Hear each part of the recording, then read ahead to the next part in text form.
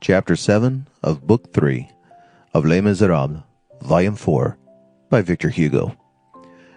Les Misérables, Volume 4, by Victor Hugo.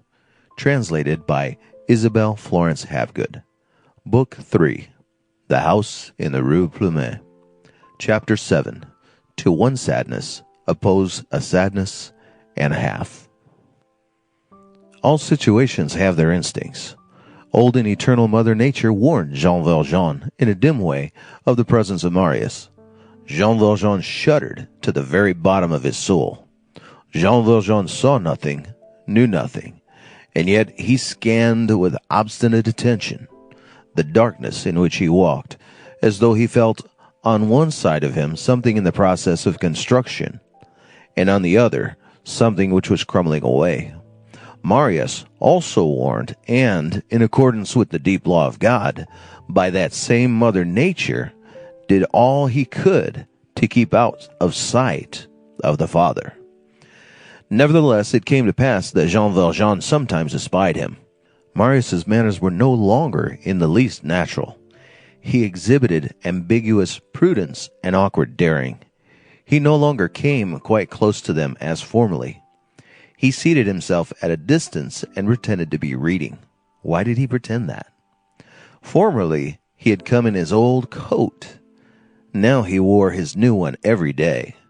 Jean Valjean was not sure that he did not have his hair curled. His eyes were very queer. He wore gloves. In short, Jean Valjean cordially detested this young man. Cosette allowed nothing to be divined. Without knowing just what was the matter with her, she was convinced that there was something in it, and that it must be concealed.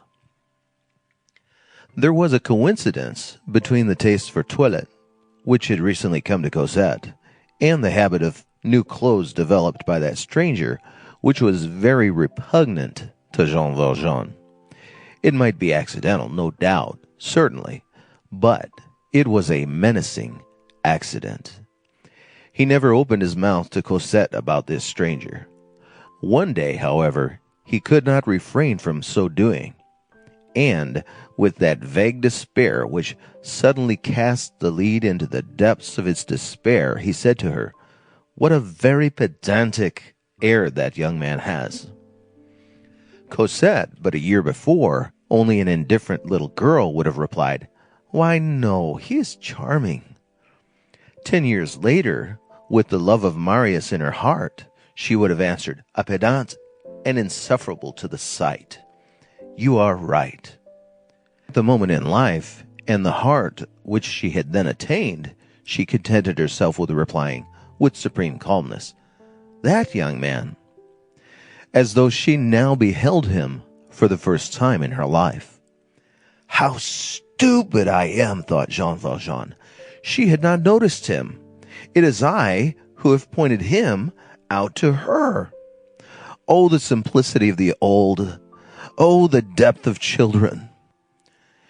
It is one of the laws of those fresh years of suffering and trouble, of those vivacious conflicts between a first love and the first obstacles, that the young girl does not allow herself to be caught in any trap whatever, and that the young man falls into every one.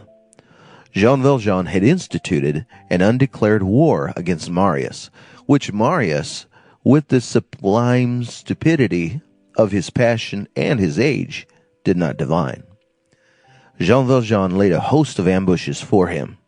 He changed his hour, he changed his bench, he forgot his handkerchief, he came alone to the Luxembourg. Marius dashed headlong into all these snares, and to all the interrogation marks planted by Jean Valjean in his pathway. He ingenuously answered, yes. But Cosette remained immured in her apparent unconcern and her imperturbable tranquillity, so that Jean Valjean arrived at the following conclusion: that ninny is madly in love with Cosette, but Cosette does not even know that he exists. None the less did he bear in his heart a mournful tremor. The minute when Cosette would love might strike at any moment. Does not everything begin with indifference? Only once did Cosette make a mistake and alarm him. He rose from his seat to depart after a stay of 3 hours, and she said, "What? Already?" Jean Valjean had not discontinued his trips to the Luxembourg, as he did not wish to do anything out of the way, and as, above all things, he feared to arouse Cosette. But during the hours which were so sweet to the lovers, while Cosette was sending her smile to the intoxicated Marius, who perceived nothing else now, and who saw nothing in all the world but an adored and radiant face, Jean Valjean was fixing on Marius flashing and terrible eyes. He who had finally come to believe himself incapable of a malevolent feeling experienced moments when Marius was present in which he thought he was becoming savage and ferocious once more, and he felt the old depths of his soul, which had formerly contained so much wrath, opening once more and rising up against that young man. It almost seemed to him that unknown craters were forming in his bosom. What? He was there, that creature. What was he there for? He came creeping about, smelling out, examining, trying. He came saying, "Hey, why not?" He came to prowl about his, Jean Valjean's life, to prowl about his happiness, with the purpose of seizing it and bearing it away. Jean Valjean added, "Yes, that's it. What is he in search of? An adventure. What does he want? A love affair. A love affair. And I? What? I have been first the most wretched of men, and then the most unhappy. And I have traversed 60 years of life on my knees. I have suffered everything that a man can suffer. I have grown old without having been young. I have lived without a family, without relatives, without friends, without life, without children. I have left my blood on every stone, on every bramble, on every milepost, along every wall. I have been gentle, though others have been hard to me, and kind, although others have been malicious. I have become an honest man once more, in spite of everything. I have repented of the evil that I have done, and have forgiven the evil that has been done to me. And at the moment when I receive my recompense, at the moment when it is all over, at the moment when I am just touching the goal, at the moment when I have what I desire, it is well, it is good, I have paid, I have earned it. All this is to take flight. All this will vanish, and I shall lose Cosette, and I shall lose my life, my joy, my soul, because it has pleased a great booby to come and lounge at the Luxembourg." Then his eyes filled with a sad and extraordinary gleam. It was no longer a man gazing at a man. It was no longer an enemy surveying an enemy. It was a dog scanning a thief. The reader knows the rest. Marius pursued his senseless course. One day he followed Cosette to the Rue de l'E. Another day he spoke to the porter. The porter on his side spoke and said to Jean Valjean, "Monsieur, who is that curious young man who is asking for you?" On the morrow, Jean Valjean bestowed on Marius that glance which Marius at last perceived. A week later, Jean Valjean had taken his departure. He swore to himself that he would never again set foot either in the Luxembourg or in the Rue de l'E. Cosette did not complain. She said nothing. She asked no questions. She did not seek to learn his reasons. She had already reached the point where she was afraid of being divined and of betraying herself. Jean Valjean had no experience of these miseries, the only miseries which are charming and the only ones with which he was not acquainted. The consequence was that he did not understand the grave significance of Cosette's silence. He merely noticed that she had grown sad, and he grew gloomy. On his side and on hers, inexperience had joined issue. Once he made a trial. He asked Cosette, "Would you like to come to the Luxembourg?" A ray illuminated Cosette's pale face. "Yes," said she. They went thither. 3 months had elapsed. Marius no longer went there. Marius was not there. On the following day, Jean Valjean asked Cosette again, "Would you like to come to the Luxembourg?" She replied, sadly and gently, "No." Jean Valjean was hurt by this sadness, and heartbroken at this gentleness. What was going on in that mind which was so young and yet already so impenetrable? What was on its way there within? What was taking place in Cosette's soul? Sometimes, instead of going to bed, Jean Valjean remained seated on his pallet, with his head in his hands, and he passed whole nights asking himself, "What has Cosette in her mind?"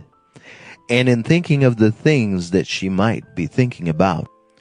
Oh, at such moments, what mournful glances did he cast towards that cloister, that chaste peak, that abode of angels, that inaccessible glacier of virtue.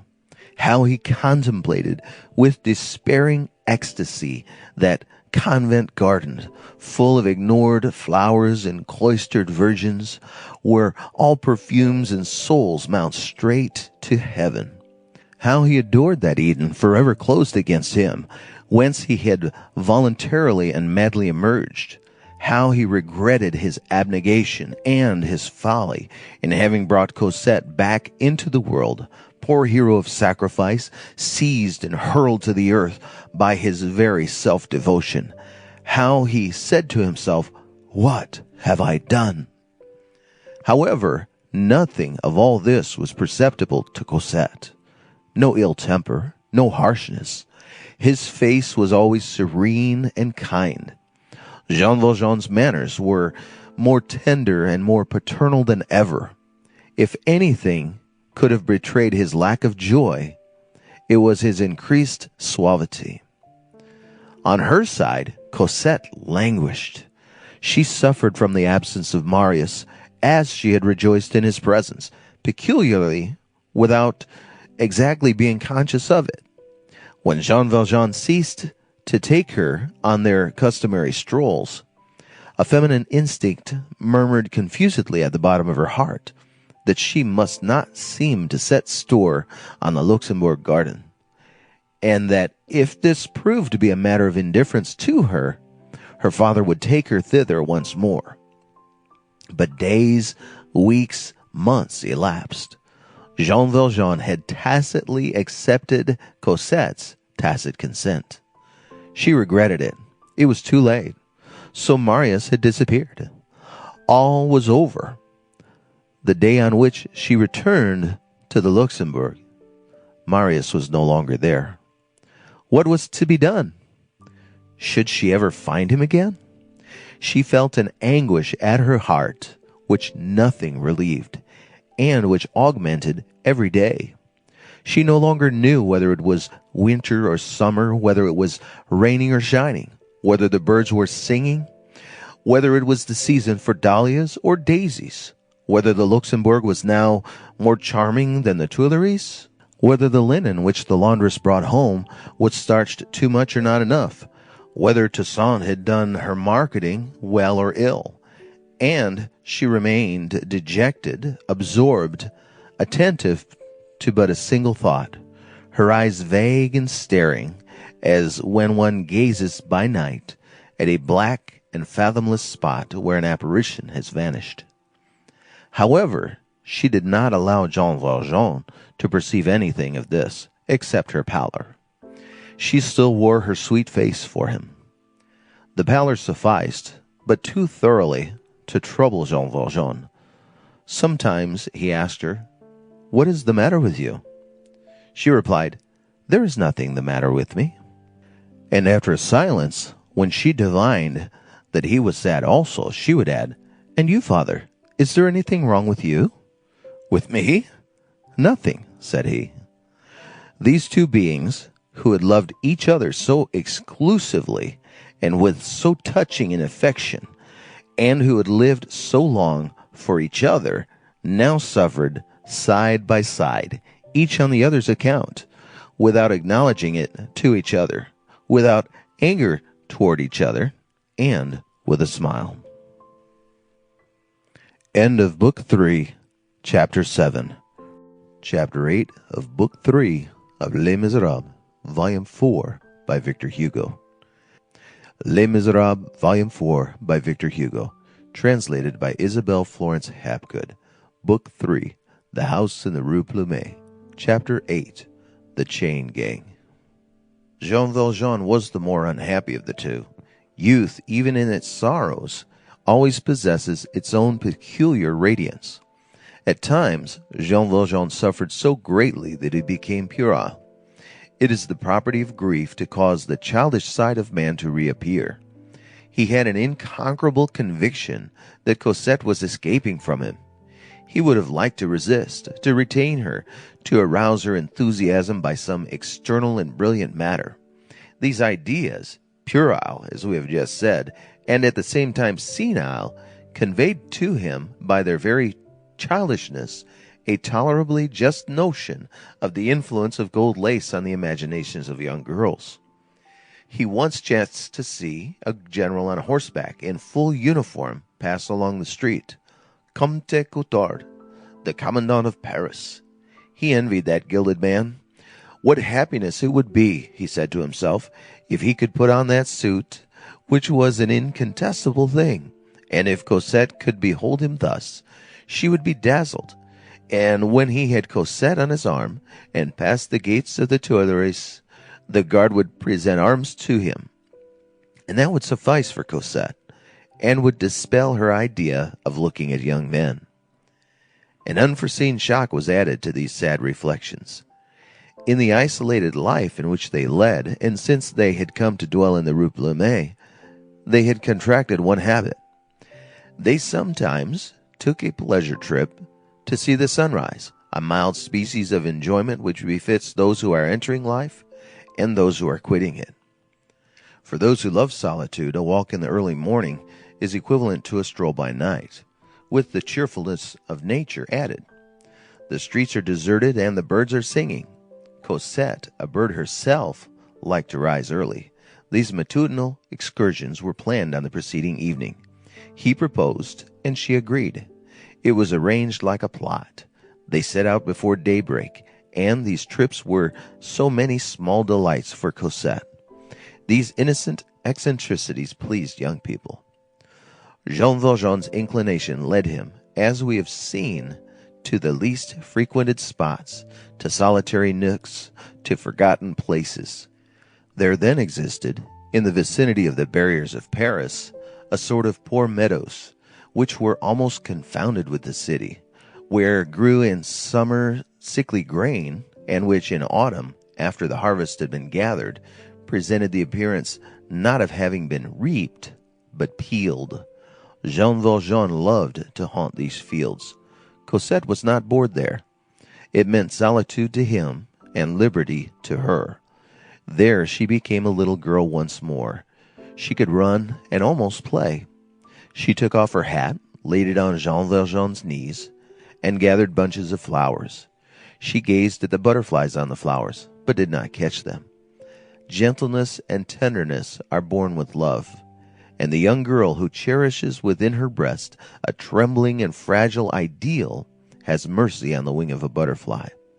She wove garlands of poppies, which she placed on her head, and which, crossed and penetrated with sunlight, glowing until they flamed, formed for her rosy face a crown of burning embers. Even after their life had grown sad, they kept up their custom of early strolls. One morning in October, therefore, tempted by the serene perfection of the autumn of 1831, they set out and found themselves at break of day near the Barricades domain. It was not dawn, it was daybreak, a delightful and stern moment. A few constellations here and there in the deep, pale azure the earth all black, the heavens all white, a quiver amid the blades of grass, everywhere the mysterious chill of twilight. A lark, which seemed mingled with the stars, was caroling at a prodigious height, and one would have declared that the hymn of pettiness calmed immensity.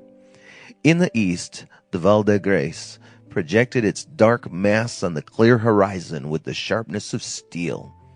Venus, dazzlingly brilliant, was rising behind that dome, and had the air of a soul making its escape from a gloomy edifice.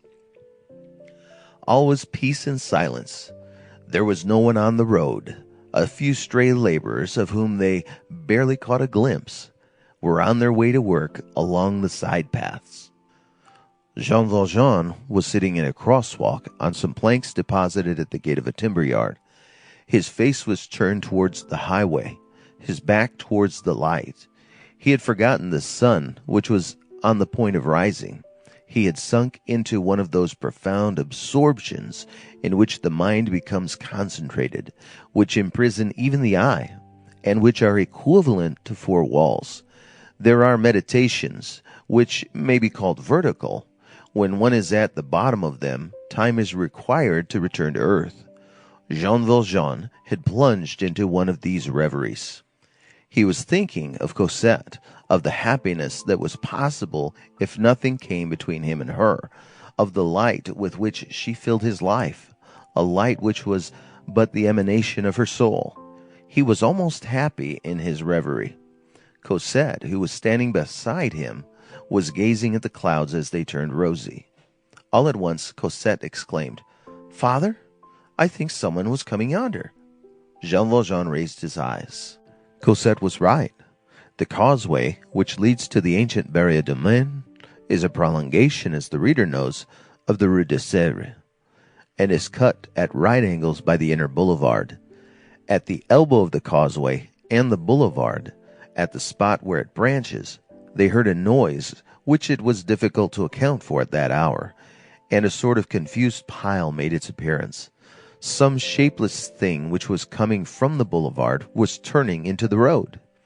It grew larger. It seemed to move in an orderly manner, though it was bristling and quivering. It seemed to be a vehicle, but its load could not be distinctly made out. There were horses, wheels, shouts. Whips were cracking. By degrees the outlines became fixed, although bathed in shadows. It was a vehicle, in fact, which had just turned from the boulevard into the highway, and which was directing its course towards the barrier near which sat Jean Valjean. A second of the same aspect followed, then a third, then a fourth. 7 chariots made their appearance in succession, the heads of the horses touching the rear of the wagon in front. Figures were moving on these vehicles. Flashes were visible through the dusk, as though there were naked swords there. A clanking became audible, which resembled the rattling of chains, and as this something advanced, the sound of voices waxed louder, and it turned into a terrible thing, such as emerges from the cave of dreams. As it drew nearer, it assumed a form, and was outlined behind the trees with the pallid hue of an apparition. The mass grew white. The day, which was slowly dawning, cast a wan light on this swarming heap, which was at once both sepulchral and living. The heads of the figures turned into the faces of corpses, and this is what it proved to be. 7 wagons were driving in a file along the road. The first 6 were singularly constructed. They resembled cooper's drays. They consisted of long ladders placed on 2 wheels and forming barrows at their rear extremities. Each dray, or rather let us say each ladder, was attached to 4 horses harnessed tandem. On these ladders, strange clusters of men were being drawn. In the faint light, these men were to be divined rather than seen. 24 on each vehicle, 12 on a side, back to back, facing the passers-by, their legs dangling in the air. This was the manner in which these men were traveling, and behind their backs they had something which clanked, and which was a chain, and on their necks something which shone, and which was an iron collar. Each man had his collar, but the chain was for all. So that if these 24 men had occasion to alight from the dray and walk, They were seized with a sort of inexorable unity, and were obliged to wind over the ground with the chain for a backbone, somewhat after the fashion of millipeds. In the back and front of each vehicle, 2 men with muskets stood erect, each holding one end of the chain under his foot. The iron necklets were square. The 7th vehicle, a huge rack-sided baggage wagon without a hood, had 4 wheels and 6 horses, and carried a sonorous pile of iron boilers, cast-iron pots, braziers, and chains, among which were mingled several men who were pinioned and stretched at full length and who seemed to be ill. This wagon, all lattice work, was garnished with dilapidated hurdles, which appeared to have served for former punishments. These vehicles kept to the middle of the road. On each side marched a double hedge of guards of infamous aspect, wearing 3-cornered hats like the soldiers under the Directory, shabby, covered with spots and holes, muffled in uniforms of veterans and the trousers of undertakers' men, half gray, half blue, which were almost hanging in rags, with red epaulets, yellow shoulder belts, short sabers, muskets, and cudgels. They were a species of soldier blackguards. These myrmidons seemed composed of the abjectness of the beggar and the authority of the executioner. The one who appeared to be their chief held a postillion's whip in his hand. All these details, blurred by the dimness of dawn, became more and more clearly outlined as the light increased. At the head and in the rear of the convoy rode mounted gendarmes, serious and with sword in fist. The procession was so long that when the first vehicle reached the barrier, the last was barely debouching from the boulevard. A throng sprung, it is impossible to say whence, and formed in a twinkling, as is frequently the case in Paris, pressed forward from both sides of the road and looked on. In the neighboring lanes, the shouts of people calling to each other and the wooden shoes of market gardenings hastening up to gaze were audible. The men massed upon these drays allowed themselves to be jolted along in silence. They were livid with the chill of morning. They all wore linen trousers, and their bare feet were thrust into wooden shoes. The rest of their costume was a fantasy of wretchedness. Their accoutrements were horribly incongruous. Nothing is more funereal than the harlequin in rags. Battered felt hats, tarpaulin caps, hideous woolen nightcaps, and side by side with a short blouse, a black coat broken at the elbow.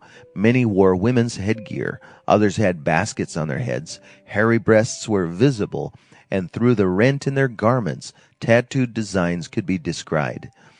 Temples of love, flaming hearts, cupids, eruptions, and unhealthy red blotches could also be seen. 2 or 3 had a straw rope attached to the crossbar of the dray, and suspended under them like a stirrup, which supported their feet. One of them held in his hand and raised to his mouth something which had the appearance of a black stone, and which he seemed to be gnawing. It was bread which he was eating. There were no eyes there that were not either dry, dulled, or flaming with an evil light. The escort troop cursed. The men in chains did not utter a syllable. From time to time, the sound of a blow became audible as the cudgels descended on shoulder blades or skulls. Some of these men were yawning. Their rags were terrible. Their feet hung down, their shoulders oscillated, their heads clashed together, their fetters clanked, their eyes glared ferociously, their fists clenched or fell open inertly like the hands of corpses. In the rear of the convoy ran a band of children screaming with laughter. This file of vehicles, whatever its nature was mournful. It was evident that tomorrow, that an hour hence, a pouring rain might descend, that it might be followed by another and another, and that their dilapidated garments would be drenched, that once soaked, these men would not get dry again, that once chilled, they would not again get warm, that their linen trousers would be glued to their bones by the downpour, that the water would fill their shoes, that no lashes from the whips would be able to prevent their jaws from chattering, that the chain would continue to bind them by the neck, that their legs would continue to dangle, and it was impossible not to shudder at the sight of these human beings, thus bound and passive beneath the cold clouds of autumn, and delivered over to the rain, to the blast, to all the furies of the air, like trees and stones. Blows from the cudgel were not omitted, even in the case of the sick men, who lay there knotted with ropes and motionless on the seventh wagon, and who appeared to have been tossed like sacks filled with misery. Suddenly the sun made its appearance. The immense light of the Orient burst forth, and one would have said that it had set fire to all those ferocious heads. Their tongues were unloosed, a conflagration of grins, oaths, and songs exploded. The broad horizontal sheet of light severed the file in two parts, illuminating heads and bodies, leaving feet and wheels in the obscurity. Thoughts made their appearance on these faces. It was a terrible moment. Visible demons with their masks removed, fierce souls laid bare. Though lighted up, this wild throng remained in gloom. Some who were gay had in their mouths quills through which they blew vermin over the crowd, picking out the women. The dawn accentuated these lamentable profiles with the blackness of its shadows. There was not one of these creatures who was not deformed by reason of wretchedness, and the whole was so monstrous that one would have said that the sun's brilliancy had changed into the glare of the lightning. The wagon load which headed the line had struck up a song, and were shouting at the top of their voices with a haggard joviality, a potpourri of désaugiers, then famous, called the Vestal. The trees shivered mournfully in the cross lanes. Countenances of bourgeois listened in an idiotic delight to these coarse strains droned by spectres. All sorts of distress met in this procession as in chaos. Here were to be found the facial angles of every sort of beast: old men, youths, bald heads, graybeards, cynical monstrosities, sour resignation, savage grins, senseless attitudes, snouts surmounted by caps, heads like those of young girls with corkscrew curls on the temples, infantile visages, and by reason of that, horrible thin skeleton faces, to which death alone was lacking. On the first cart was a Negro, who had been a slave in all probability, and who could make a comparison of his chains. The frightful leveler from below, shame, had passed over these brows. At that degree of abasement, the last transformations were suffered by all in their extremest depths, and ignorance, converted into dullness, was the equal of intelligence converted into despair. There was no choice possible between these men who appeared to the eye as the flower of the mud. It was evident that the person who had the ordering of that unclean procession had not classified them.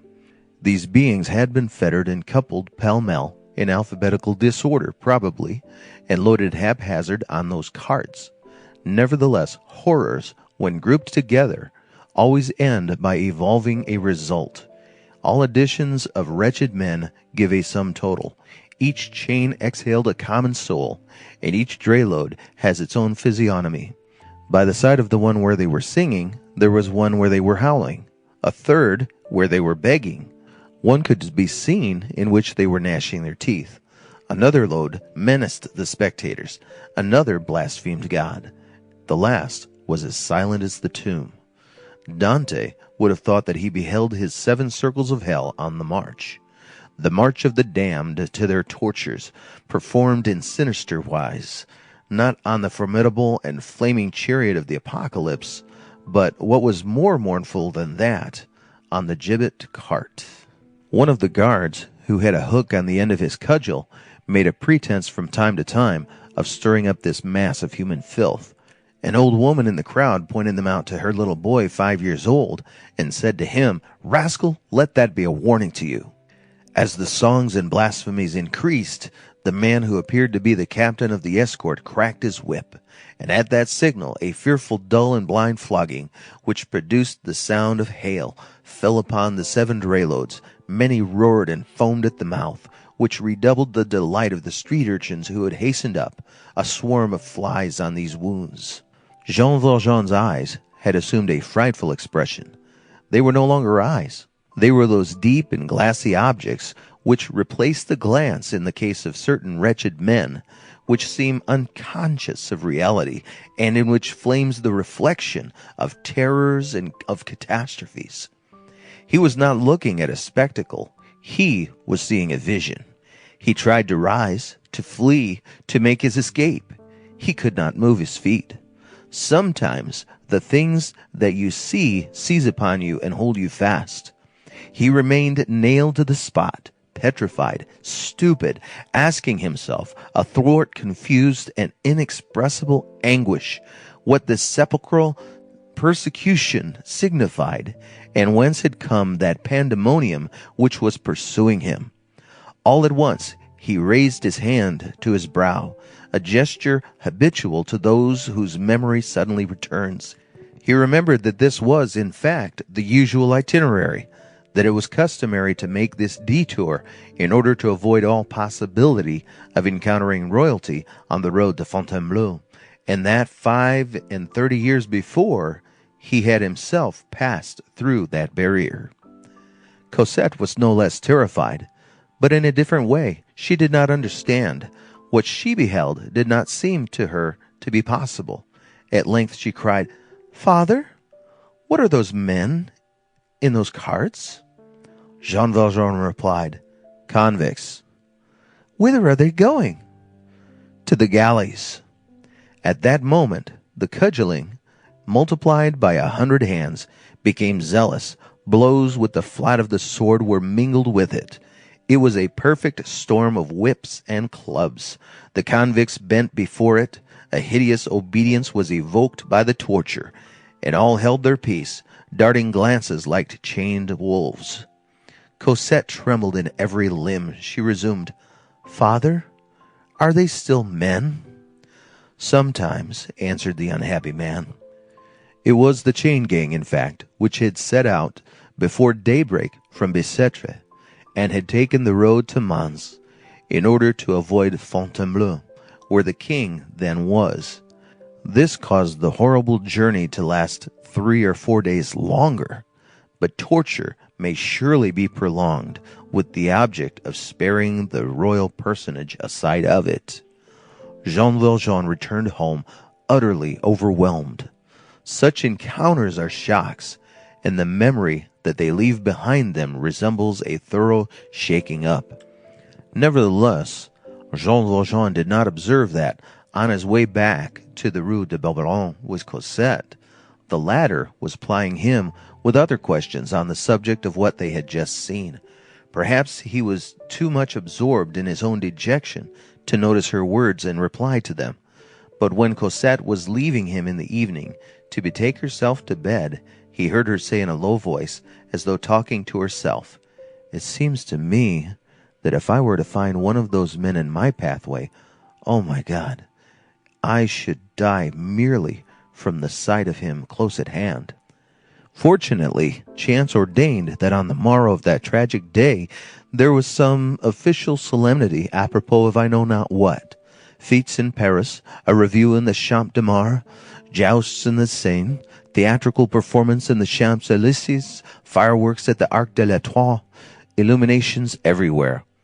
Jean Valjean did violence to his habits and took Cosette to see these rejoicings, for the purpose of diverting her from the memory of the day before, and of effacing, beneath the smiling tumult of all Paris, the abominable thing which had passed before her. The review with which the festival was spiced made the presence of uniforms perfectly natural. Jean Valjean donned his uniform of a National Guard with the vague inward feeling of a man who is betaking himself to shelter. However, this trip seemed to attain its object.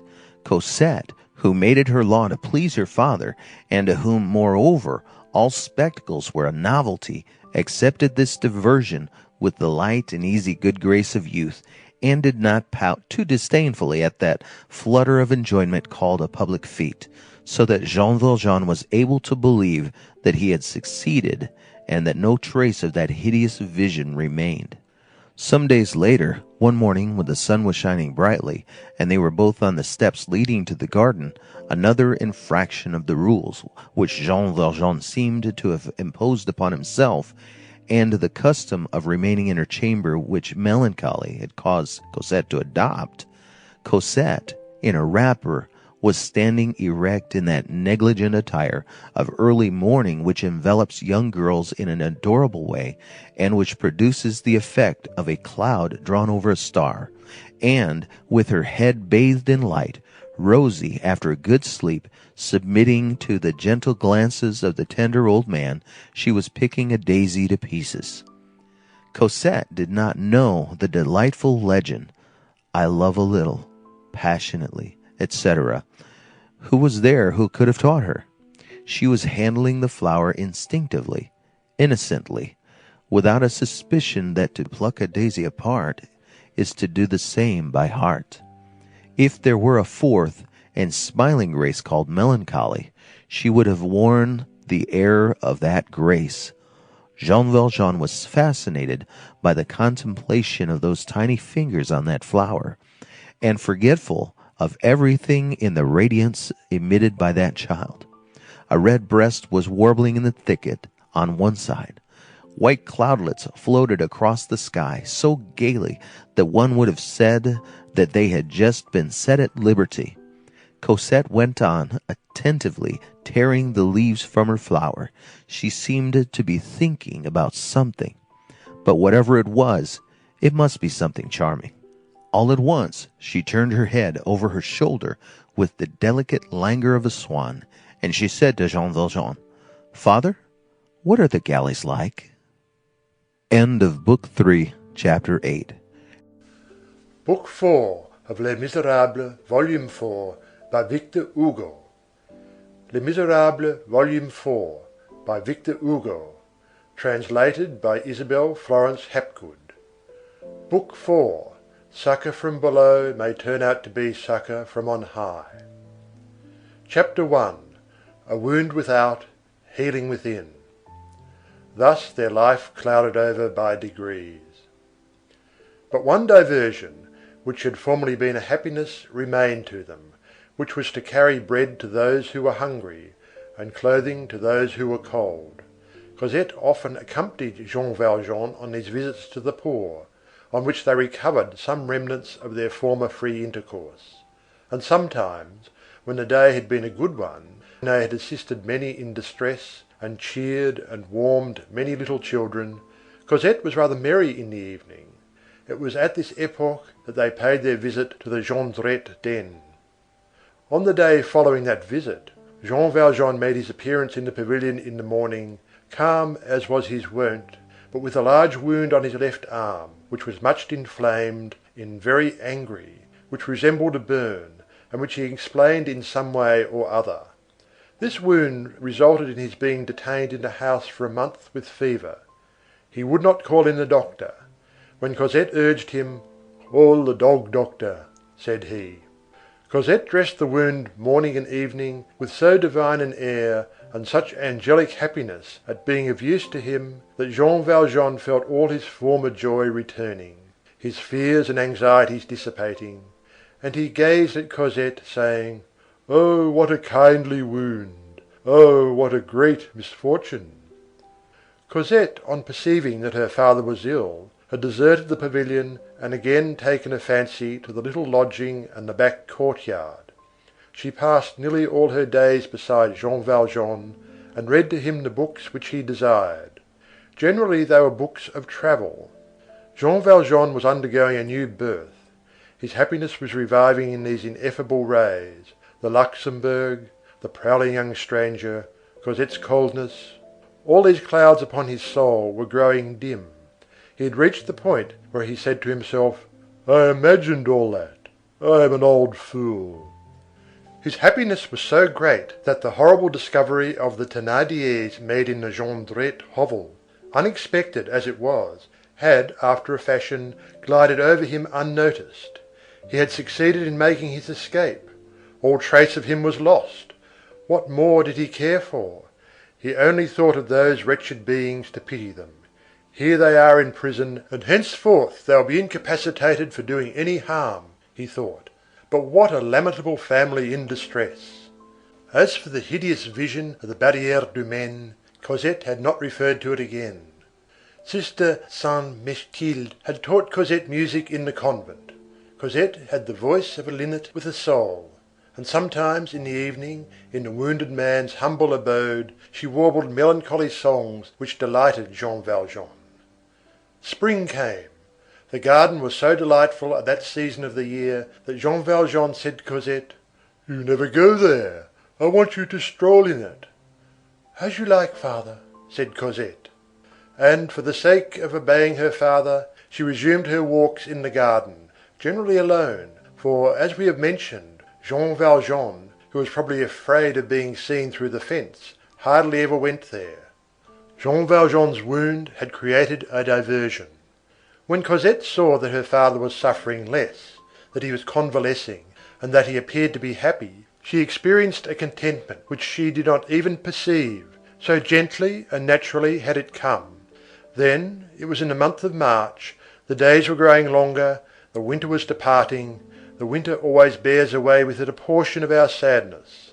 Then came April, that daybreak of summer, fresh as dawn always is, gay like every childhood. A little inclined to weep at times like the new-born being that it is.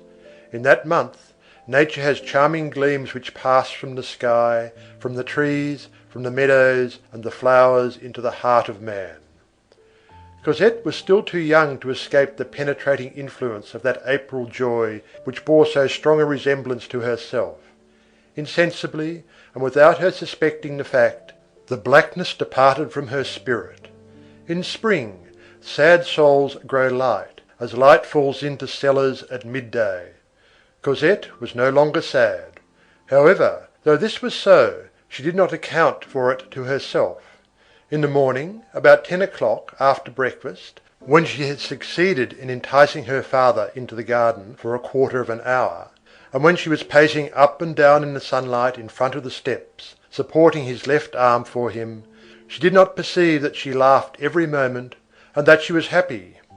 Jean Valjean, intoxicated, beheld her growing fresh and rosy once more. "Oh, what a good wound!" he repeated in a whisper, and he felt grateful to the Thénardiers. His wound once healed, he resumed his solitary twilight strolls. It is a mistake to suppose that a person can stroll alone in that fashion in the uninhabited regions of Paris without meeting with some adventure. Chapter 2. Mother Plutarque finds no difficulty in explaining a phenomenon. One evening, little Gavroche had had nothing to eat. He remembered that he had not dined on the preceding day either. This was becoming tiresome. He resolved to make an effort to secure some supper. He strolled out beyond the Salpêtrière into deserted regions. That is where windfalls are to be found. Where there is no one always finds something. He reached a settlement which appeared to him to be the village of Austerlitz. On one of his preceding lounges he had noticed there an old garden haunted by an old man and an old woman, and in that garden a passable apple tree. Beside the apple tree stood a sort of fruit house, which was not securely fastened, and where one might contrive to get an apple. One apple is a supper. One apple is life. That which was Adam's ruin might prove Gavroche's salvation. The garden abutted on a solitary unpaved lane, bordered with brushwood, while awaiting the arrival of houses. The garden was separated from it by a hedge.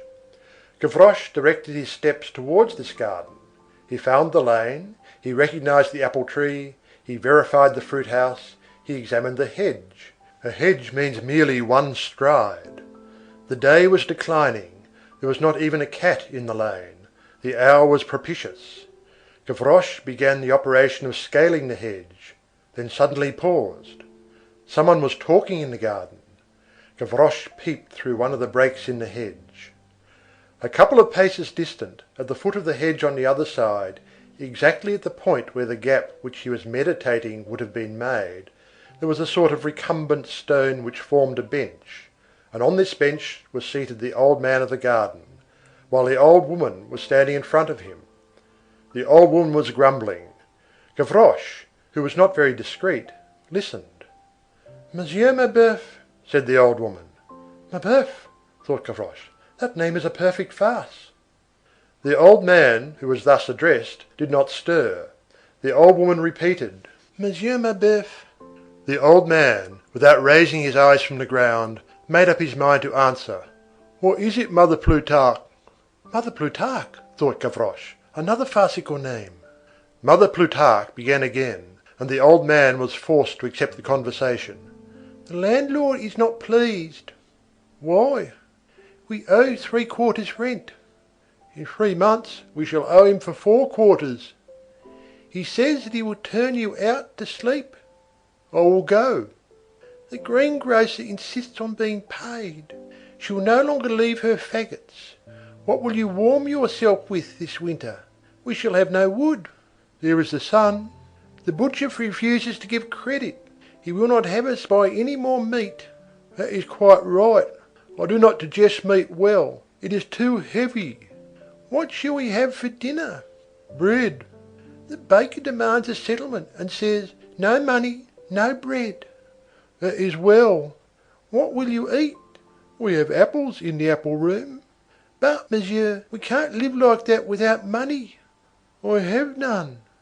The old woman went away, the old man remained alone. He fell into thought. Gavroche became thoughtful also. It was almost dark.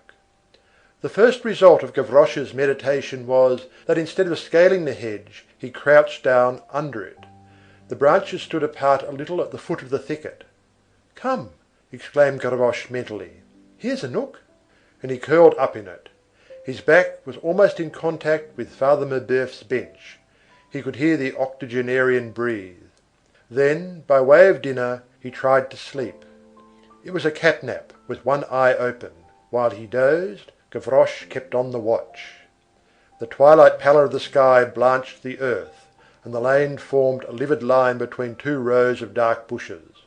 All at once, in this whitish band, 2 figures made their appearance. One was in front, the other some distance in the rear. "Here come 2 creatures," muttered Gavroche. The first form seemed to be some elderly bourgeois, who was bent and thoughtful, dressed more than plainly, and who was walking slowly because of his age, and strolling about in the open evening air. The second was straight, firm, slender. It regulated its pace by that of the first, but in the voluntary slowness of its gait, suppleness and agility were discernible. This figure had also something fierce and disquieting about it. The whole shape was that of what was then called an elegant. The hat was of good shape, the coat black, well cut, probably of fine cloth and well fitted in at the waist.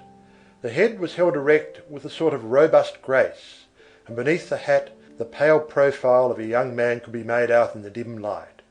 The profile had a rose in its mouth. This second form was well known to Gavroche. It was Montparnasse. He could have told nothing about the other, except that he was a respectable old man. Gavroche immediately began to take observations. One of these 2 pedestrians evidently had a project connected with the other. Gavroche was well placed to watch the course of events. The bedroom had turned into a hiding place at a very opportune moment. Montparnasse on the hunt at such an hour, in such a place, betokened something threatening. Gavroche felt his gamin's heart move with compassion for the old man. What was he to do? Interfere? One weakness coming to the aid of another.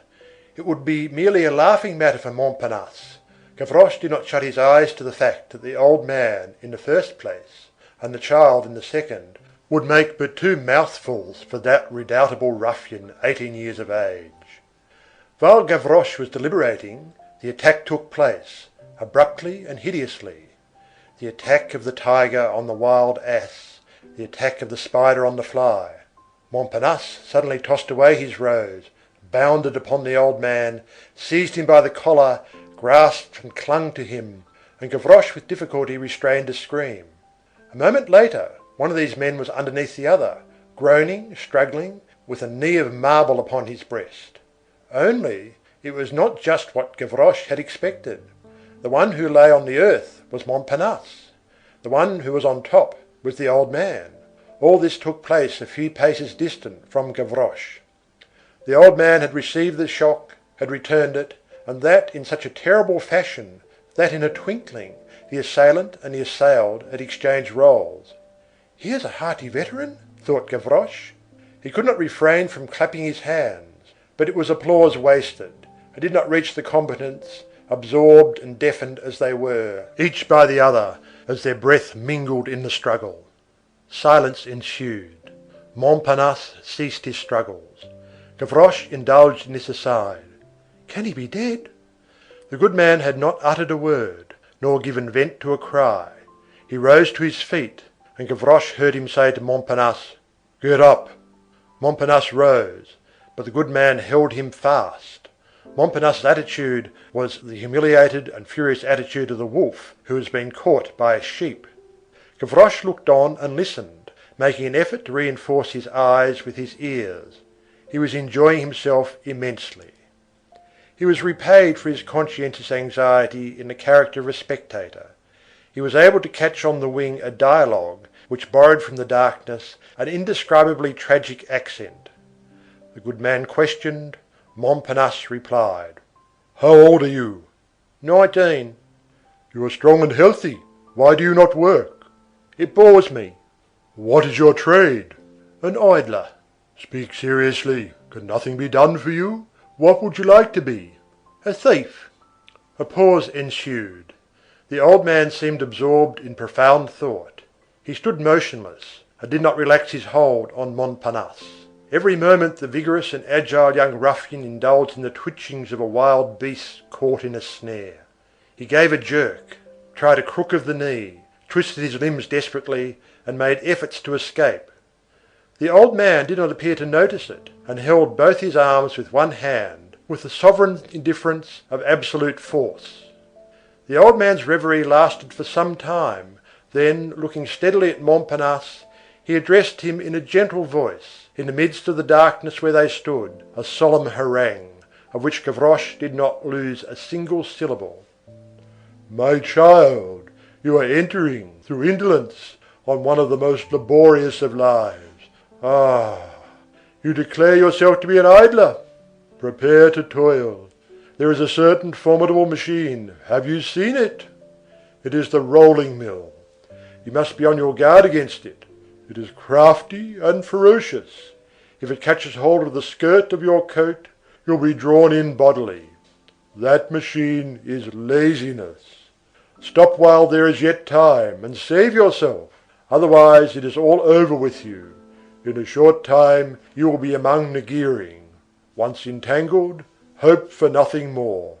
Toil, lazy bones. There is no more repose for you. The iron hand of implacable toil has seized you. You do not wish to earn your living, to have a task, to fulfill a duty. It bores you to be like other men? Well, you will be different. Labour is the law. He who rejects it will find ennui his torment. You do not wish to be a working man? You will be a slave. Toil lets go of you on one side only to grasp you again on the other. You do not desire to be its friend? You shall be its negro slave. Ah! You would have none of the honest weariness of men. You shall have the sweat of the damned. Where others sing, you will rattle in your throat. You will see afar off, from below, other men at work. It will seem to you that they are resting. The labourer, the harvester, the sailor, the blacksmith will appear to you in glory like the blessed spirits in paradise. What radiance surrounds the forge! To guide the plough, to bind the sheaves is joy. The bark at liberty in the wind, what delight! Do you, lazy idler, delve, drag on, roll, march, drag your halter. You are a beast of burden in the team of hell. Ah! To do nothing is your object. Well, not a week, not a day, not an hour shall you have free from oppression. You will be able to lift nothing without anguish. Every minute that passes will make your muscles crack. What is a feather to others will be a rock to you. The simplest things will become steep acclivities. Life will become monstrous all about you. To go, to come, to breathe will be just so many terrible labours. Your lungs will produce on you the effect of weighing 100 pounds. Whether you shall walk here rather than there will become a problem that must be solved. Anyone who wants to go out simply gives his door a push, and there he is in the open air. If you wish to go out, you will be obliged to pierce your wall. What does everyone who wants to step into the street do? He goes downstairs. You will tear up your sheets, little by little, you will make of them a rope, then you will climb out of your window, and you will suspend yourself by that thread over an abyss, and it will be night, amid storm, rain, and hurricane. And if the rope is too short, but one way of descending will remain to you, to fall, to drop haphazard into the gulf from an unknown height. On what? On what is beneath, on the unknown. Or you will crawl up a chimney flue at the risk of burning, or you will creep through a sewer pipe at the risk of drowning. I do not speak of the holes you will be obliged to mask, of the stones which you will have to take up and replace 20 times a day, of the plaster that you will have to hide in your straw pallet. A lock presents itself. The bourgeois has in his pocket a key made by a locksmith. If you wish to pass out, you will be condemned to execute a terrible work of art. You will take a large sou, you will cut it into 2 plates. With what tools? You will have to invent them. That is your business. Then you will hollow out the interior of these plates, taking great care of the outside, and you will make on the edges a thread, so that they can be adjusted one upon the other like a box in its cover. The top and bottom, thus screwed together, nothing will be suspected. To the overseers it will be only a sou. To you it will be a box. What will you put in this box? A small bit of steel. A watch spring in which you have cut teeth and which will form a saw. With this saw, long as a pin and concealed in a sou, you will cut the bolt of the lock, you will sever the bolts, the padlock of your chain, and the bar at your window, and the fetter on your leg. This masterpiece finished, this prodigy accomplished, all these miracles of art, address, skill, and patience executed, what will be your recompense if it becomes known that you are the author? The dungeon.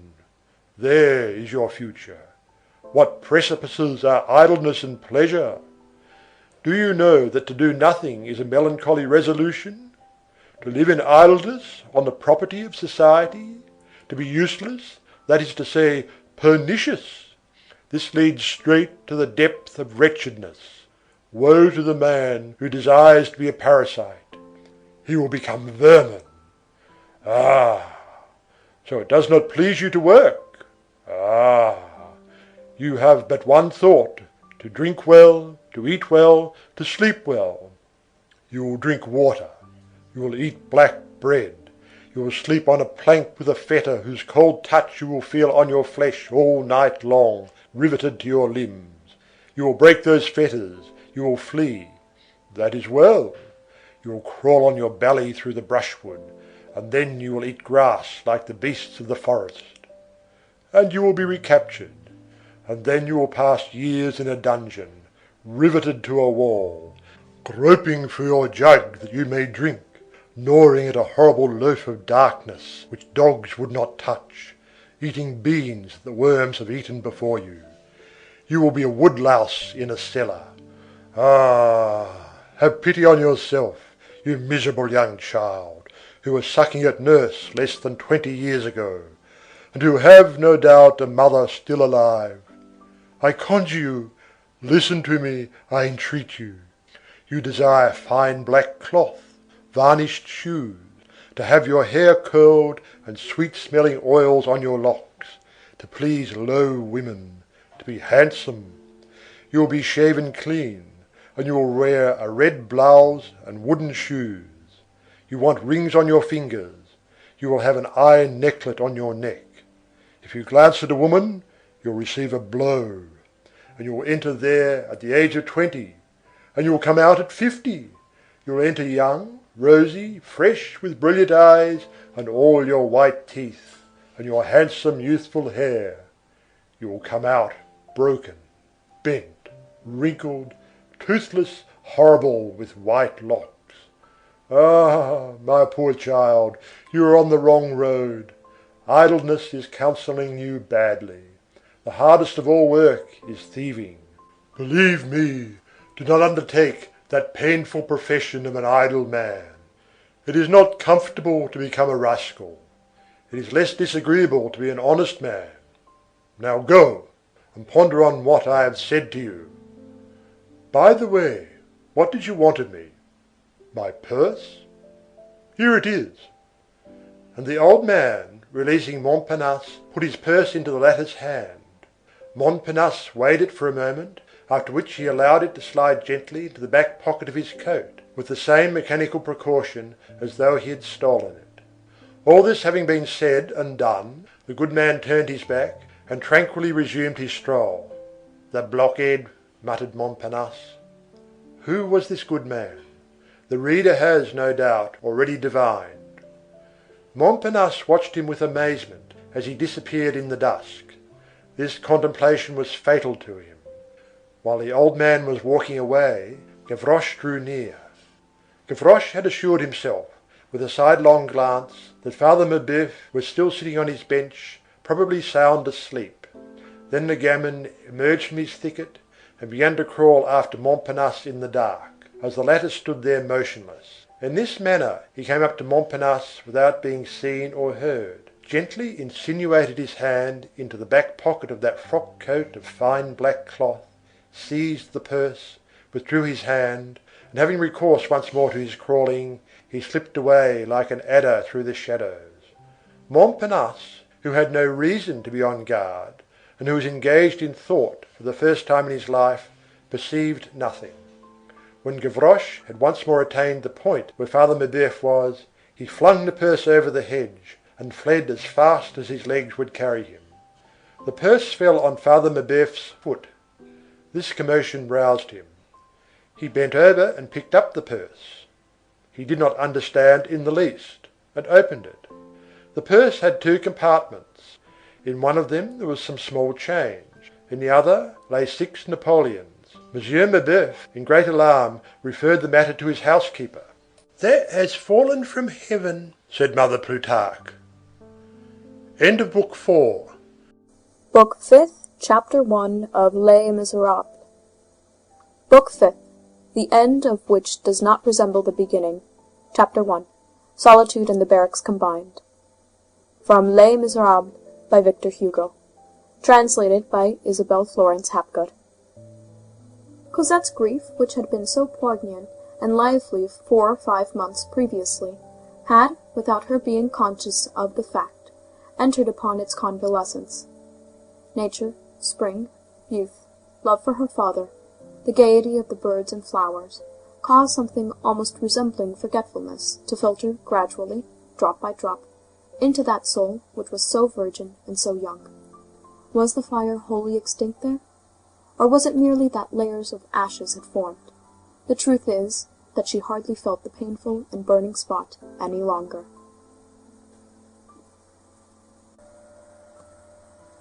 One day she suddenly thought of Marius. "Why," said she, "I no longer think of him." That same week she had noticed a very handsome officer of lancers, with a wasp-like waist, a delicious uniform, the cheeks of a young girl, a sword under his arm, waxed moustaches, and a glazed shapka, passing the gate. Moreover, he had light hair, prominent blue eyes, a round face, was vain, insolent, and good-looking, quite the reverse of Marius. He had a cigar in his mouth. Cosette thought that this officer, doubtless, to the regiment and barracks in the Rue du Babylon.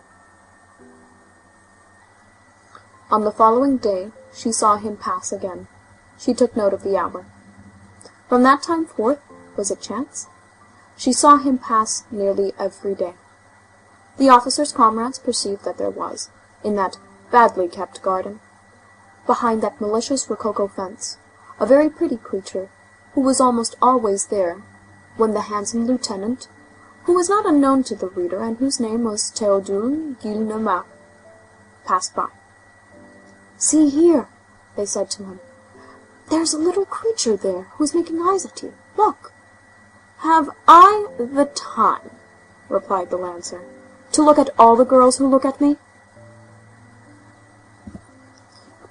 This was at the precise moment when Marius was descending heavily towards agony, and was saying, "If I could but see her before I die!" Had his wish been realized, had he beheld Cosette at the moment, gazing at the lancer, he would not have been able to utter a word, and he would have expired with grief. Whose fault was it? No one's. Marius possessed one of those temperaments which bury themselves in sorrow, and there abide. Cosette was one of those persons who plunge into sorrow and emerge from it again. Cosette was, moreover, passing through that dangerous period, that fatal phase of feminine reverie, abandoned to itself, in which the isolated heart of a young girl resembles the tendrils of the vine which cling, as chance directs, to the capital of a marble column, or to the post of a wine-shop. A rapid and decisive moment, critical for every orphan, be she rich or poor, for wealth does not prevent a bad choice. Misalliances are made in very high circles. Real misalliance is that of souls, and as many an unknown young man, without name, without birth, without fortune, is a marble column which bears up a temple of grand sentiments and grand ideas, so such and such, a man of the world, satisfied and opulent, who has polished boots and varnished words, if looked at not outside, but inside, a thing which is reserved for his wife, is nothing more than a block obscurely haunted by violent, unclean, and vinous passions, the post of a drinking shop. What did Cosette's soul contain? Passion, calmed or lulled to sleep, something limpid, brilliant, troubled to a certain depth, and gloomy lower down. The image of the handsome officer was reflected in the surface. Did a souvenir linger in the depths, quite at the bottom? Possibly. Cosette did not know. A singular incident supervened. End of chapter. Chapter 2. Cosette's apprehensions. During the first fortnight in April, Jean Valjean took a journey. This, as the reader knows, happened from time to time, at very long intervals. He remained absent a day or 2 days at the utmost. Where did he go? No one knew, not even Cosette. Once only, on the occasion of one of these departures, she had accompanied him in a hackney coach as far as a little blind alley, at the corner of which she read, Impasse de la Planchette. There he alighted, and the coach took Cosette back to the Rue de Babylone. It was usually when money was lacking in the house that Jean Valjean took these little trips. So Jean Valjean was absent. He had said, "I shall return in 3 days." That evening Cosette was alone in the drawing-room. In order to get rid of her ennui, she had opened her piano organ, and had begun to sing, accompanying herself the while, the chorus from Eurytheme, "Hunters stray in the wood," which is probably the most beautiful thing in all the sphere of music. When she had finished, she remained wrapped in thought. All at once it seemed to her that she had heard the sound of footsteps in the garden. It could not be her father, he was absent. It could not be Toussaint. She was in bed, and it was 10 o'clock at night. She stepped to the shutter of the drawing-room, which was closed, and laid her ear against it. It seemed to her that it was the tread of a man, and that he was walking very softly. She mounted rapidly to the first floor, to her own chamber, opened a small wicket in her shutter, and peeped into the garden. The moon was at the full. Everything could be seen as plainly as by day. There was no one there. She opened the window. The garden was absolutely calm, and all that was visible was that the street was deserted, as usual. Cosette thought that she had been mistaken. She thought that she had heard a noise. It was a hallucination produced by the melancholy and magnificent chorus of Weber, which lays open before the mind terrified depths, which trembles before the gaze like a dizzy forest, and in which one hears the cackling of dead branches beneath the uneasy tread of the huntsman, of whom one catches a glimpse through the twilight. She thought no more about it. Moreover, Cosette was not very timid by nature. There flowed in her veins some of the blood of the bohemian and the adventuress who runs barefoot. It will be remembered that she was more of a lark than a dove. There was a foundation of wilderness and bravery in her. On the following day, at an earlier hour, towards nightfall, she was strolling in the garden. In the midst of the confused thoughts which occupied her, she fancied that she caught for an instant a sound similar to that of the preceding evening, as though someone were walking beneath the trees in the dusk, and not very far from her. But she told herself that nothing so closely resembled a step on the grass as the friction of two branches which have moved from side to side, and she paid no heed to it. Besides, she could see nothing. She emerged from the thicket. She had still to cross a small lawn to regain the steps. The moon, which had just risen behind her, cast Cosette's shadow in front of her upon this lawn, as she came out from the shrubbery. Cosette halted in alarm. Beside her shadow the moon outlined distinctly upon the turf another shadow, which was particularly startling and terrible, a shadow which had a round hat. It was the shadow of a man, who must have been standing on the border of the clump of shrubbery, a few paces in the rear of Cosette. She stood for a moment, without the power to speak, or cry, or call, or stir, or turn her head. Then she summoned up all her courage, and turned round resolutely. There was no one there. She glanced on the ground. The figure had disappeared. She re-entered the thicket, searched the corners boldly, went as far as the gate, and found nothing. She felt herself absolutely chilled with terror. Was this another hallucination? What, 2 days in succession? One hallucination might pass, but 2 hallucinations? The disquieting point about it was that the shadow had assuredly not been a phantom. Phantoms do not wear round hats. On the following day, Jean Valjean returned. Cosette told him what she thought she had heard and seen. She wanted to be reassured, and to see her father shrug his shoulders and say to her, "You are a little goose." Jean Valjean grew anxious. "It cannot be anything," said he. He left her under some pretext, and went into the garden, and she saw him examining the gate with great attention. During the night she woke up. This time she was sure, and she distinctly heard someone walking close to the flight of steps beneath her window. She ran to her little wicket and opened it.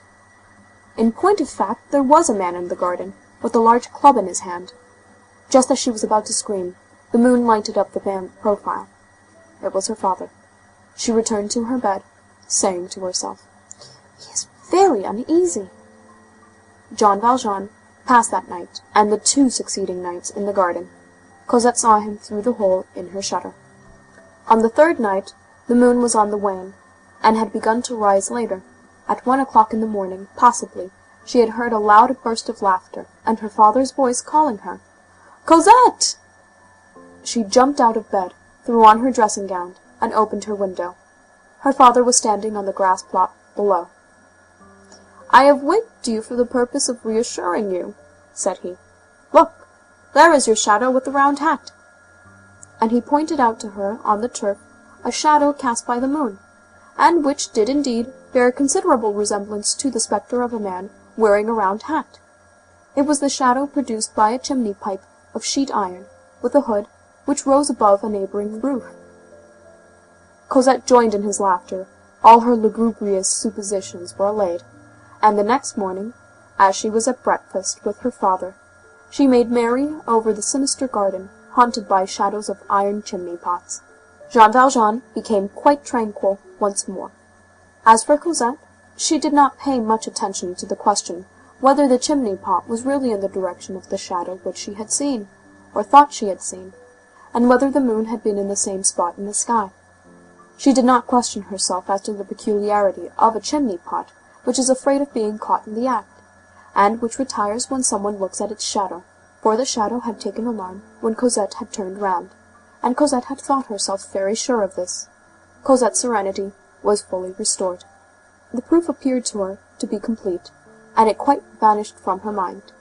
Whether there could possibly be any one walking in the garden during the evening or at night. A few days later, however, a fresh incident occurred. End of chapter. Chapter 3 of Book 5 of Les Misérables, Volume 4 by Victor Hugo. Les Misérables, Volume 4 by Victor Hugo. Translated by Isabel Florence Hapgood. Book 5, the end of which does not resemble the beginning. Chapter 3, enriched with commentaries by Toussaint. In the garden, near the railing on the street, there was a stone bench, screened from the eyes of the curious by a plantation of yoke elms, but which could, in case of necessity, be reached by an arm from the outside, past the trees and the gate. One evening, during that same month of April, Jean Valjean had gone out.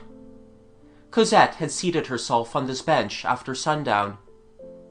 The breeze was blowing briskly in the trees. Cosette was meditating. An objectless sadness was taking possession of her little by little, that invincible sadness evoked by the evening, and which arises, perhaps, who knows, from the mystery of the tomb which is ajar at that hour. Perhaps Fantine was within that shadow. Cosette rose, slowly made the tour of the garden, walking on the grass drenched in dew, and saying to herself, through the species of melancholy somnambulism in which she was plunged, "Really, one needs wooden shoes for the garden at this hour. One takes cold." She returned to the bench. As she was about to resume her seat there, she observed on the spot which she had quitted a tolerably large stone, which had, evidently, not been there a moment before. Cosette gazed at the stone, asking herself what it meant. All at once, the idea occurred to her that the stone had not reached the bench all by itself, that someone had placed it there, that an arm had been thrust through the railing, and this idea appeared to alarm her. This time the fear was genuine. The stone was there. No doubt was possible. She did not touch it, fled without glancing behind her, took refuge in the house, and immediately closed with shutter, bolt, and bar the door-like window opening on the flight of steps. She inquired of Toussaint, "Has my father returned yet?" "Not yet, mademoiselle." We have already noted, once for all, the fact that Toussaint stuttered. May we be permitted to dispense with it for the future? The musical notation of an infirmity is repugnant to us. Jean Valjean, a thoughtful man and given to nocturnal strolls, often returned quite late at night. "Toussaint," went on Cosette, "are you careful to thoroughly barricade the shutters opening on the garden, at least with bars in the evening, and to put the little iron things in the little rings that close them?" "Oh, be easy on that score, miss." Toussaint did not fail in her duty, and Cosette was well aware of the fact, but she could not refrain from adding, "It is so solitary here." "So far as that is concerned," said Toussaint, "it is true. We might be assassinated before we had time to say, 'Oh!' And monsieur does not sleep in the house to boot. But fear nothing, miss. I fasten the shutters up like prisons. Lone women, that is enough to make one shudder, I believe you. Just imagine, what if you were to see men enter your chamber at night, and say, 'Hold your tongue,' and begin to cut your throat? It's not the dying so much. You die, for one must die, that's all right. It's the abomination of feeling those people touch you. And then their knives, they can't be able to cut well with them. Ah, good gracious!" "Be quiet," said Cosette. "Fasten everything thoroughly." Cosette, terrified by the melodrama improvised by Toussaint, and possibly also by the recollection of the apparitions of the past week which recurred to her memory, dared not even say to her, "Go and look at the stone which has been placed on the bench," for fear of opening the garden gate and allowing the men to enter.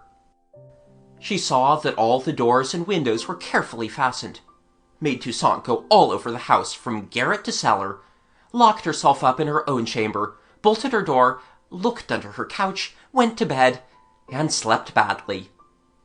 All night long she saw that big stone, as large as a mountain and full of caverns. At sunrise, the property of the rising sun is to make us laugh at all our terrors of the past night, and our laughter is in direct proportion to our terror which they have caused. At sunrise, Cosette, when she woke, viewed her fright as a nightmare, and said to herself, "What have I been thinking of? It is like the footsteps that I thought I heard a week or two ago in the garden at night. It is like the shadow of the chimney-pot. Am I becoming a coward?" The sun, which was glowing through the crevices in her shutters, and turning the damask curtains crimson, reassured her to such an extent that everything vanished from her thoughts, even the stone. "There was no more a stone on the bench than there was a man in a round hat in the garden. I dreamed about the stone, as I did all the rest." She dressed herself, descended to the garden, ran to the bench, and broke out in a cold perspiration. The stone was there. But this lasted only for a moment. That which is terror by night is curiosity by day. "Bah!" said she. "Come, let us see what it is." She lifted the stone, which was tolerably large. Beneath it was something which resembled a letter. It was a white envelope. Cosette seized it. There was no address on one side, no seal on the other. Yet the envelope, though unsealed, was not empty. Papers could be seen inside. Cosette examined it. It was no longer alarm, it was no longer curiosity. It was a beginning of anxiety. Cosette drew from the envelope its contents, a little notebook of paper, each page of which was numbered, and bore a few lines in a very fine and rather pretty handwriting, as Cosette thought. Cosette looked for a name. There was none. To whom was this addressed? To her, probably, since a hand had deposited the packet on her bench. From whom did it come? An irresistible fascination took possession of her. She tried to turn away her eyes from the leaflets which were trembling in her hand. She gazed at the sky, the street, the acacias all bathed in light, the pigeons fluttering over a neighboring roof, and then her glance suddenly fell upon the manuscript, and she said to herself that she must know what it contained. This is what she read. Chapter 4. A Heart Beneath a Stone. The reduction of the universe to a single being, the expansion of a single being even to God, that is love. Love is the salutation of the angels to the stars. How sad is the soul when it is sad through love! What a void in the absence of the being who by herself fills the world! Oh, how true it is that the beloved being becomes God! One could comprehend that God might be jealous of this, had not God the Father of all evidently made creation for the soul, and the soul for love.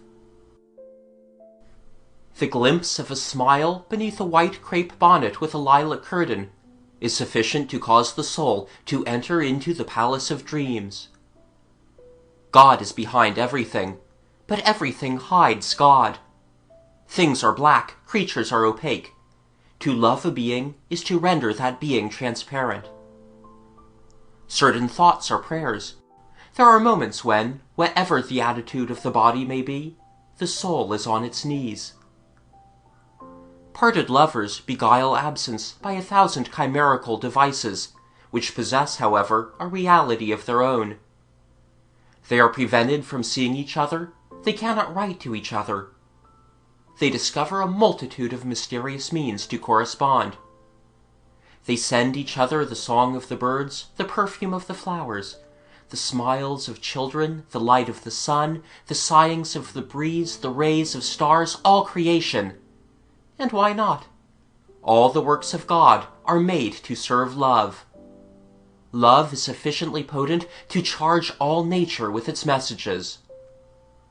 O Spring, thou art a letter that I write to her. The future belongs to hearts even more than it does to minds. Love, that is the only thing that can occupy and fill eternity. In the infinite, the inexhaustible is requisite. Love participates of the soul itself. It is of the same nature. Like it, it is the divine spark. Like it, it is incorruptible, indivisible, imperishable. It is a point of fire that exists within us, which is immortal and infinite, which nothing can confine, and which nothing can extinguish. We feel it burning even to the very marrow of our bones, and we see it beaming in the very depths of heaven. O love, adorations! Voluptuousness of two minds which understand each other, of two hearts which exchange with each other, of two glances which penetrate each other. You will come to me, will you not, bliss? Strolls by twos in the solitudes, blessed and radiant days. I have sometimes dreamed that from time to time, hours detached themselves from the lives of the angels, and came here below to traverse the destinies of men. God can add nothing to the happiness of those who love, except to give them endless duration. After a life of love, an eternity of love is in fact an augmentation. But to increase in intensity even the ineffable felicity which love bestows on the soul, even in this world, is impossible, even to God. God is the plenitude of heaven. Love is the plenitude of man. You look at a star for two reasons, because it is luminous and because it is impenetrable. You have beside you a sweeter radiance and a greater mystery, woman. All of us, whoever we may be, have our respirable beings. We lack air and we stifle. Then we die. To die for lack of love is horrible, suffocation of the soul. When love has fused and mingled two beings in a sacred and angelic unity, the secret of life has been discovered so far as they are concerned. They are no longer anything more than the two boundaries of the same destiny. They are no longer anything but the two wings of the same spirit. Love soar. On the day when a woman, as she passes before you, emits light as she walks, you are lost, you love. But one thing remains for you to do, to think of her so intently that she is constrained to think of you. What love commences can be finished by God alone. True love is in despair and is enchanted over a glove lost or a handkerchief found, and eternity is required for its devotion and its hopes. It is composed both of the infinitely great and the infinitely little. If you are a stone, be adamant. If you are a plant, be the sensitive plant. If you are a man, be love. Nothing suffices for love. We have happiness, we desire paradise. We possess paradise, we desire heaven. O ye who love each other, all this is contained in love. Understand how to find it there. Love has contemplation as well as heaven, and more than heaven, it has voluptuousness. Does she still come to the Luxembourg? No, sir. This is the church where she attends Mass, is it not? She no longer comes here. Does she still live in this house? She has moved away. Where has she gone to dwell? She did not say. What a melancholy thing, not to know the address of one's soul. Love has its childishness. Other passions have their pettinesses.